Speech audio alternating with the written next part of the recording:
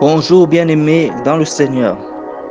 Ce matin, notre test d'inspiration, de méditation, de transformation, de renouvellement de l'intelligence est tiré de Genèse 2, les versets 5. Là, il est écrit, au moment où le Seigneur fait le ciel et la terre, il n'y a encore aucune plante dans les champs et l'herbe n'a pas encore poussé. En effet, le Seigneur Dieu n'a pas encore fait tomber la pluie sur la terre et il n'y a pas d'êtres humains pour cultiver le sol.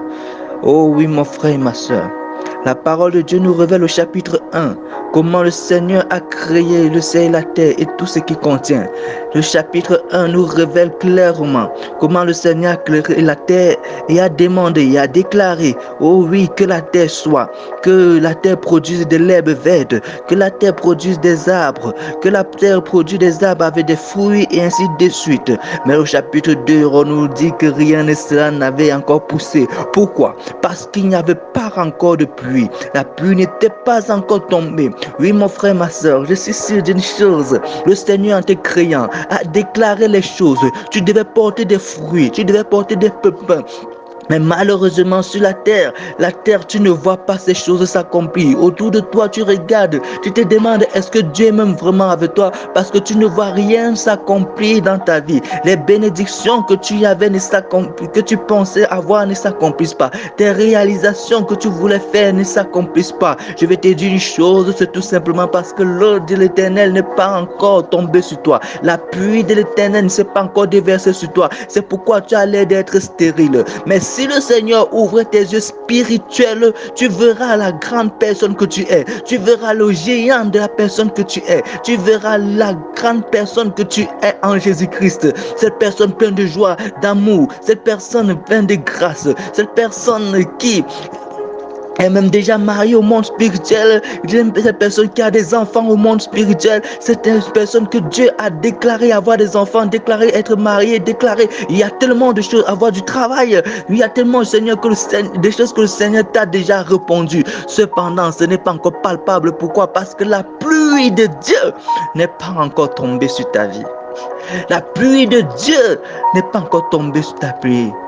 La Bible nous dit, mettez-moi à l'épreuve et c'est Dieu qui parle. Et vous verrez si je n'ouvrirai pas pour vous les écuches des cieux. Oui, mon frère, quand les écuches des cieux s'ouvrent, une pluie abondante tombe. Oui, tu vas demander aujourd'hui, dès aujourd'hui et maintenant, pendant toutes ces journées même, demande au Seigneur d'ouvrir les écuches des cieux et que sa pluie tombe sur ta vie. Et que sa pluie tombe sur ta vie. Ça, c'est le secret.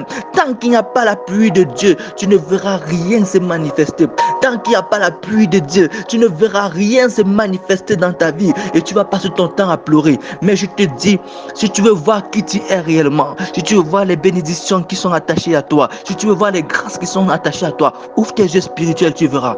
Tu ouvres tes yeux spirituels et tu verras. Dans le monde spirituel, tout est déjà déclaré à ton sujet, mais dans le monde physique, ce n'est pas encore palpable. Pourquoi? Parce que dans le monde spirituel, physique, il te faut de l'eau. Il te faut de l'eau. Il te faut de l'eau.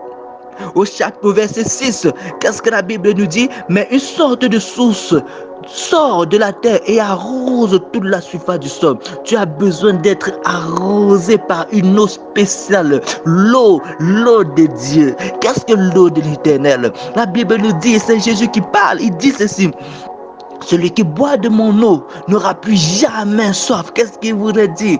Que celui qui se laisse arroser par lui, celui qui laisse que son eau le rafraîchisse, celui qui laisse que son eau étanche sa soif, n'aura plus jamais soif, mon frère. Si tu laisses l'eau de Dieu t'arroser, tu verras que tu produiras des fruits. Et tu seras non pas seulement en train de produire des fruits, mais tu seras une source d'eau pour une multitude, mon frère. Oh, ma soeur, demande à Dieu ce matin que Seigneur, je veux voir ta pluie tomber sur moi. Ouvre les écluses des cieux et que ta pluie tombe. Et que ta pluie tombe. Et que ta pluie tombe. C'est la prière que tu dois faire. Mon frère, ma soeur, qu'est-ce que cette eau-là? L'eau, c'est la parole de Dieu. Jésus parlait de sa parole. Est-ce que sa parole peut faire un avec toi? Est-ce que sa parole peut faire un avec ton cœur? Qu'est-ce qu'il dit dans le livre de Josué? Que ce livre de la loi ne s'éloigne point de toi. Médite-le jour et nuit et c'est alors que tu réussiras, c'est alors que tu auras du succès dans tes entreprises. Mon frère, ma soeur, si tu veux réussir, laisse la parole de Dieu t'arroser. Laisse la parole de Dieu descendre sur toi. Laisse ta parole de Dieu entrer jusqu'au plus profond de tes entrailles. Laisse ton esprit être un avec la parole. Laisse-toi arroser par la parole de Dieu et tu verras, les choses vont se manifester de manière concrète parce que c'est par cette parole que tu déclareras des choses qui seront concrètes et vraies dans ta vie.